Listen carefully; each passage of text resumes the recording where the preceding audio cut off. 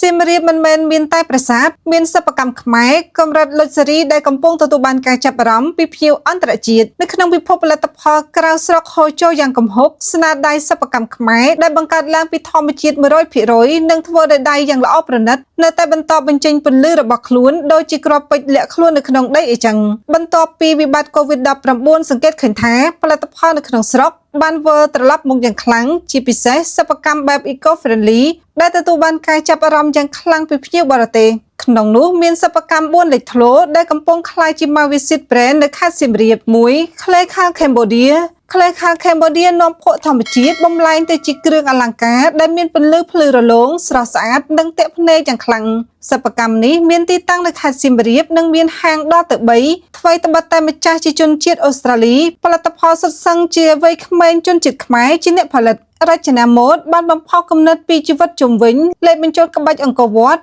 បែបសិល្បៈសម័យថ្មី Modern Art 2 ហាង Manava គឺជាម៉ាកសិប្បកម្មនៅក្នុងស្រុកដែលបង្ហាញពីភាពប្រណិតនៃស្នាដៃខ្មែរផលិតផលទាំងនោះធ្វើដោយដៃសុទ្ធសាធប្រើវត្ថុធាតុដើមពីធម្មជាតិដូចជាល្ពៅរពាក់ដោយគ្មានការបំពុលបរិស្ថាន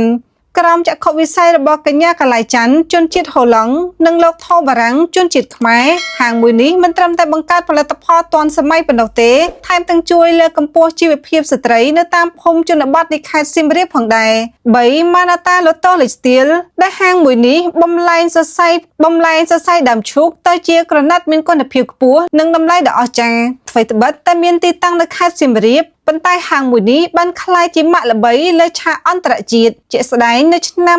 2012ផលិតផលក្រណាត់ឈូកនេះទទួលបានពានរង្វាន់នៅលើឆាកអន្តរជាតិផងដែរ4 Grande Combo គឺជាគ្រឿងអលង្ការដែលមើលទៅសាមញ្ញពោពេញទៅដោយអត្តសញ្ញាណខ្មែរបង្កើតឡើងពីគ្រឿងលម្អកាយពីគ្រាប់ផ្លែឈើធម្មជាតិដែលរកបាននៅក្នុងប្រទេសកម្ពុជា